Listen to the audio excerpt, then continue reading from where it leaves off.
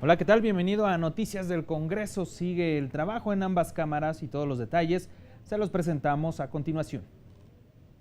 La Convención sobre los Derechos de las Personas con Discapacidad y su protocolo facultativo fueron aprobados el 13 de diciembre de 2006 por la Asamblea de la Organización de las Naciones Unidas.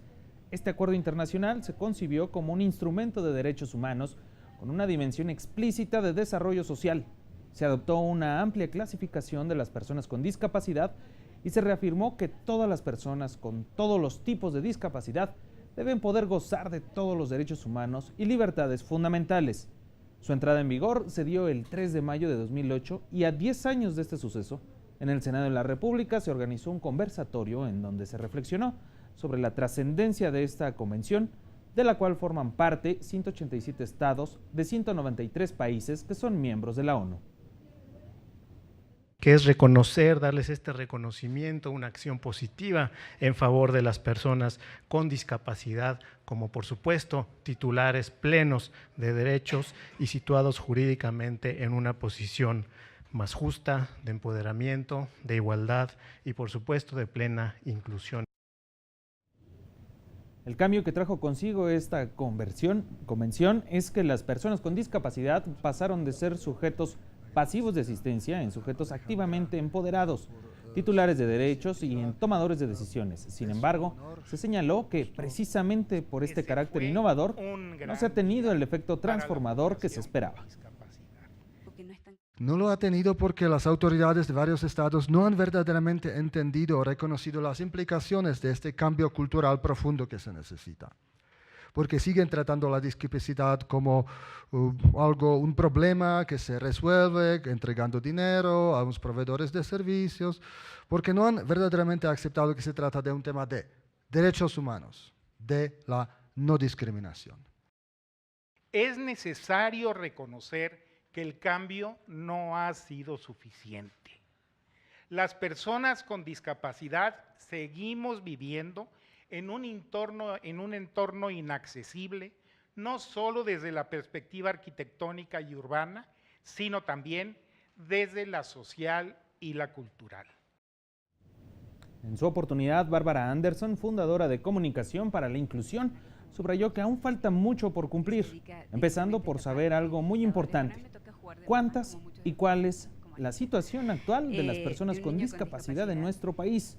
En donde, de acuerdo con la encuesta nacional de la dinámica demográfica 2014, se estima una población de 7.1 millones de personas con alguna discapacidad.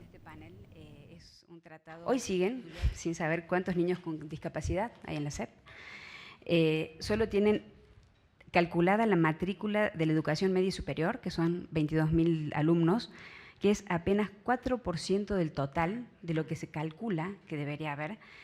Si hay más o menos 6 millones de chicos con discapacidad dentro del sistema educativo, sería el 10% del total de la matrícula, estamos teniendo un porcentaje mínimo. A 10 años de la entrada en vigor de la Convención sobre los Derechos de las Personas con Discapacidad, aunque se reconoció que falta mucho camino por recorrer, se destacaron algunos avances obtenidos de las evaluaciones hechas por el Consejo Nacional de Evaluación de la Política de Desarrollo Social durante 2014 y 2016, las cuales arrojaron que el rezago en el acceso a servicios de salud disminuyó de 16.4% a 12% en ese periodo. La inclusión laboral, que es una medición ascendente, aumentó de 32.5 en 2014 a 39.04 en 2016, y el acceso a la educación también disminuyó el rezago descendente de 51.1 a 48. Son datos objetivos que evalúa Coneval. Entre los pendientes que hay para seguir fortaleciendo los derechos de las personas con discapacidad es diseñar una ley general de accesibilidad, la cual sería un parteaguas en los esfuerzos de accesibilidad en todo el país.